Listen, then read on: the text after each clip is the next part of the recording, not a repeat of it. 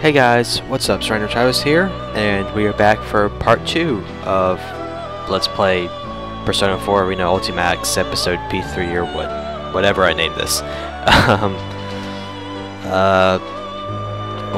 In part 1 we finished chapter 1 and the little preparation thing, which is also part of chapter 1, I guess. So let's start this off by with chapter 2 as Yukari. Here we go! Feathered Chain! Phoenix Rangers! Featherman victory! So, you've come to fight me, Featherman! Huh. Merlion, the evil forces have fallen! Stop here! How dare you oppose me? Minionlings, get them! Minionlings?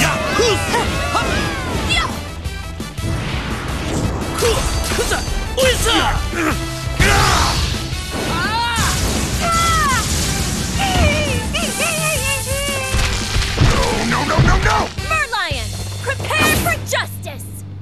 Don't be so sure! Don't even know what I'm watching right now. Everyone, I've had enough of this! Ultimate Arrow!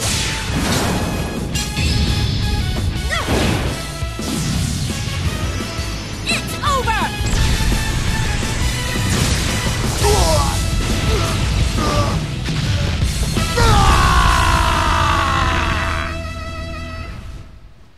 And cut!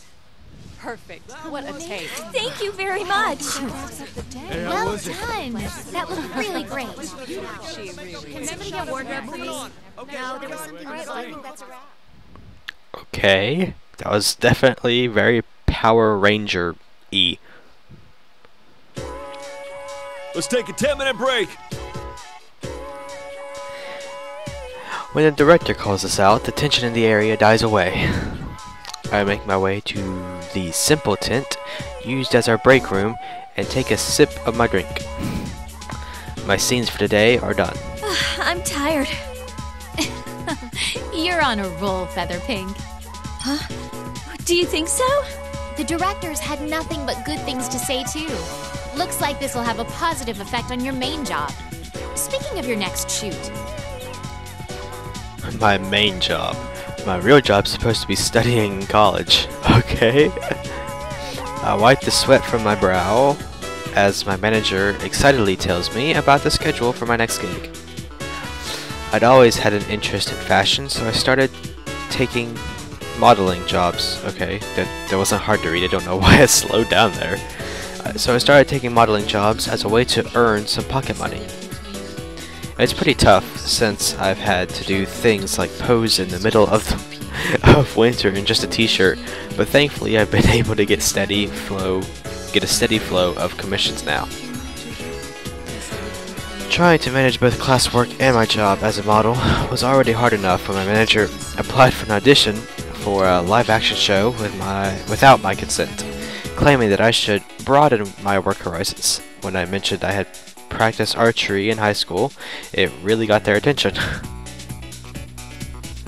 It all made sense to me when I learned that Featherman's pink weapon would be a bow and arrow, though. As a result, I ended up as a protector of Earth in a kids' superhero show starting this year. While my acting work makes use of different expressions, and my modeling career lets me dress up in a lot of different clothing, it kind of makes me feel like I'm changing who I am too. It's insanely busy, but it's fulfilling and fun, and yet... What's wrong? Something troubling you? Oh, not really. I checked my cell phone, but Matsuro-senpai still hasn't sent me a response. I have tomorrow off, so I emailed her earlier asking if she'd like to spend some time with me and go shopping. She's been contacting me less and less often recently, and when she does, it's because of shadows. I am one of the Shadow Operatives, a group established by Matsuro-senpai. I understand that she wants us all to be able to have normal lives, and she said that she wouldn't hesitate to ask for my help if she ever needed it, but it still seemed to me that she was taking everything on by herself. That attitude didn't satisfy me, so I forced her to add me to her team. However, unlike Aegis and the other official members, wow, I'm part of a special unit that only gathers in emergencies, trusted with immediately subduing shadows by force. What did she call it? The auxiliary staff? Something like that anyway. It's wonderful that there have been no situations that called for us to be dispatched, and even if something like that did arise, the official shadow operatives are all excellent. There's no need to worry with the likes of Akihiko-senpai and Aegis around, but... Is it really that hard to just send back a reply? It's Golden Week, for God's sake. What's this? Don't tell me you've got some boyfriend trouble.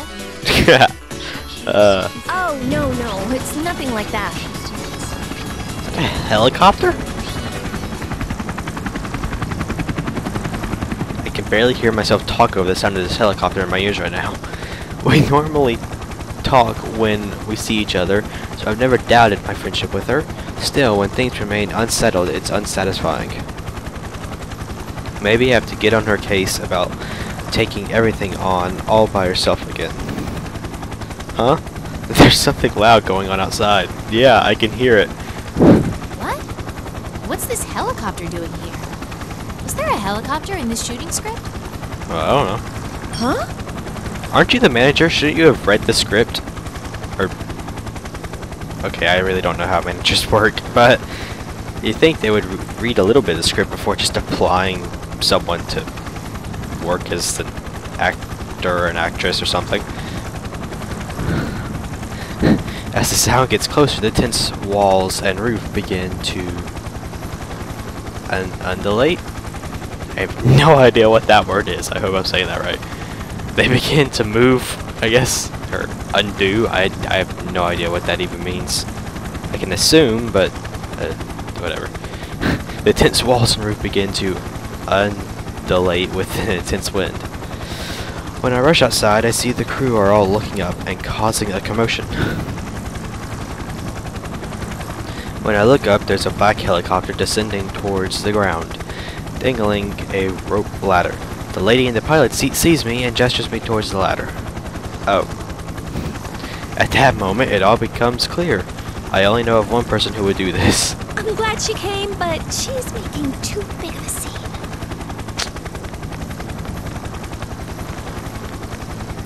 I'm completely astounded by the utter absurdity of the situation, but before I know it, I'm already running towards the ladder.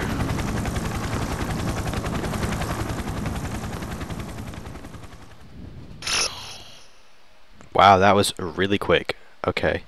It's a good thing I'm doing both of these. It wasn't even 10 minutes, jeez. Alright, Ken's side time now. Hey, I like to playing soccer or football or something.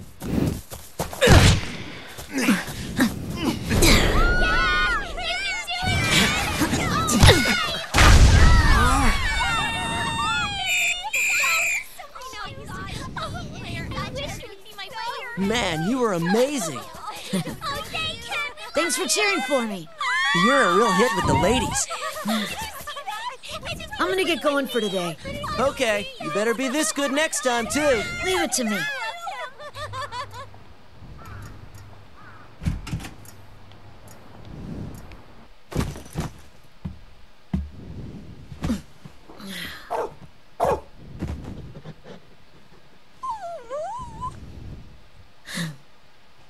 I'm home, Koromaru.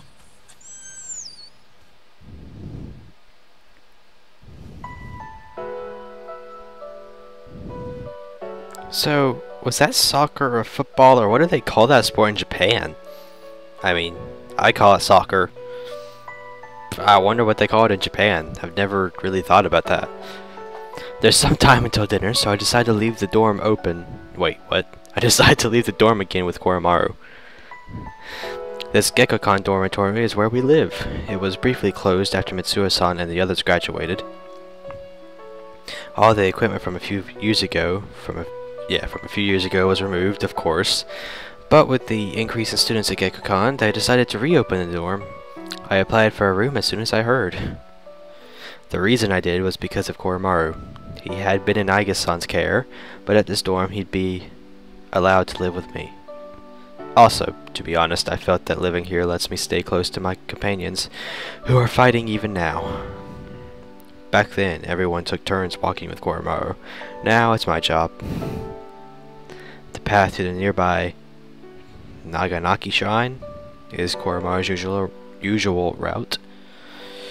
Koromaru is quite old for a dog, but as he trots along at his usual pace, he trots along at his usual pace along our usual path. It makes me think for a moment that all of the fighting back... Wait. Oh. God. What am I... why am I having so much trouble reading this?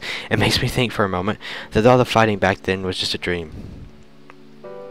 Only when I'm watching Koromaru walk like this can I forget everything and feel a little at ease.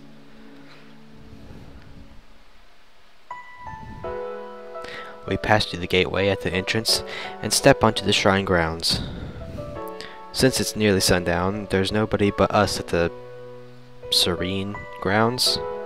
Is that serene? I mean, I know what the word means if that is serene, but I don't know how to spell it, so I'm not sure if that is or not. I sit down on a bench and sigh to myself. Koromaru notices, though, and immediately rushes over to nuzzle my leg. It's nothing, Koromaru. Even while I'm saying it, I'm sure Koromaru can see through my words. I can't understand him in the same way Aiga-san can't. What? The same way Aiga-san... God! Jesus! I'm having so much problems. So much...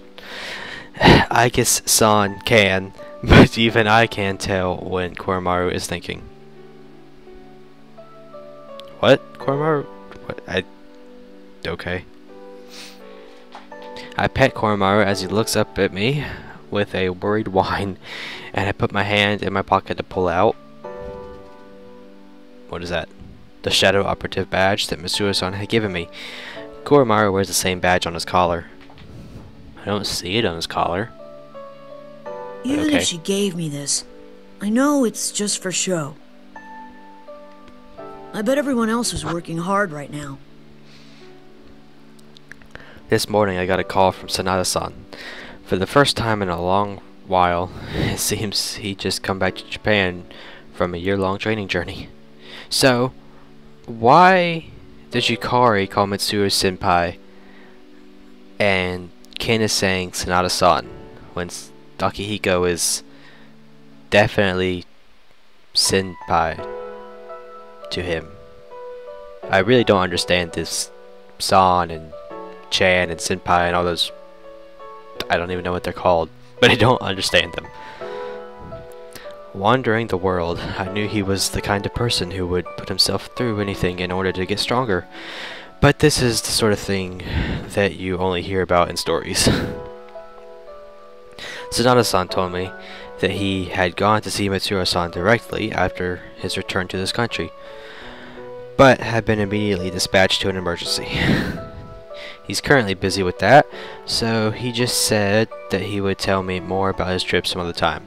I know that being a shadow operative must be tough, but he seems so excited when talking about them, so it's like I get these pent-up feelings inside. I'm a member too, you know. A member, yes, but only as part of a secondary unit that only gets called out in extreme situations. Called out in, yeah. I would have said called in, but whatever.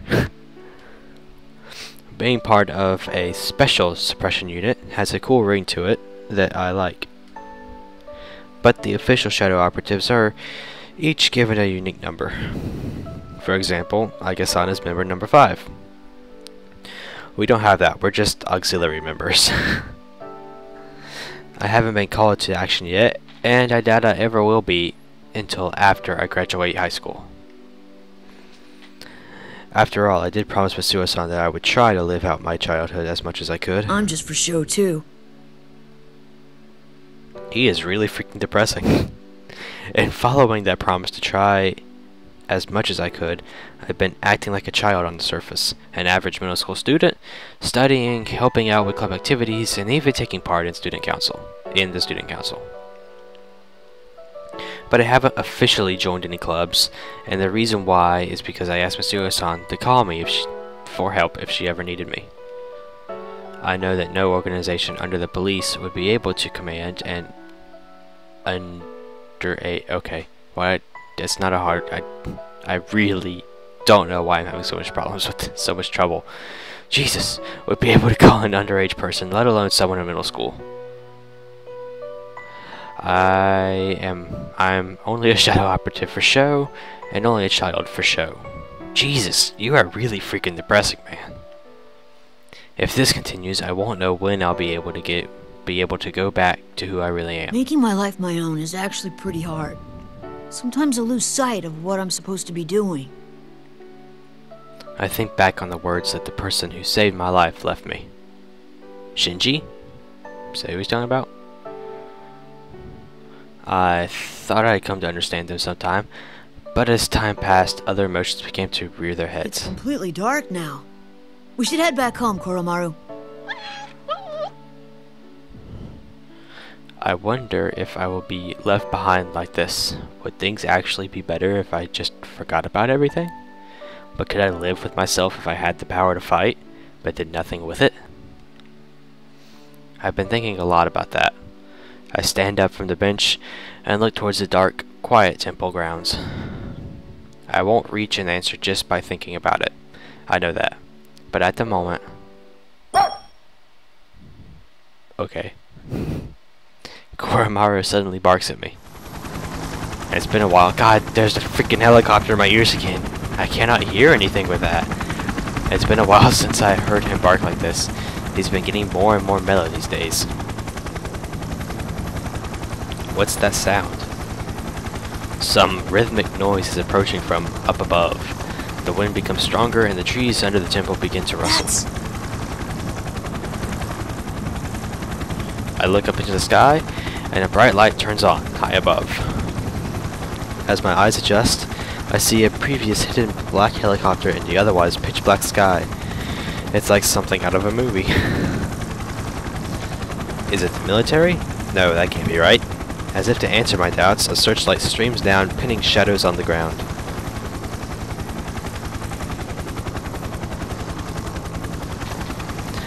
Something's happened. That's my first thought. I don't know what, but for some reason, I sense elation. I think. I sense elation rising up through my body. Let's go, Koromaru.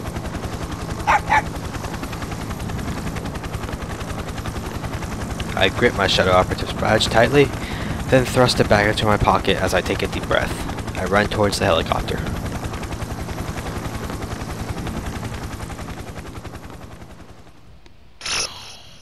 To be continued.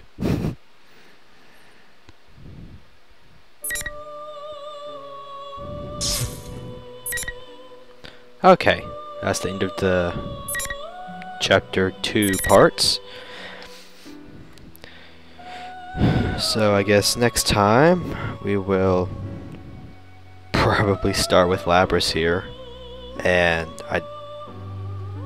it's pretty long. That might end up being the next part, and then after that we'll go with Junpei. Just have to wait and see. Anyway, thanks for watching. Remember to comment, like, and subscribe, and I will see you next time.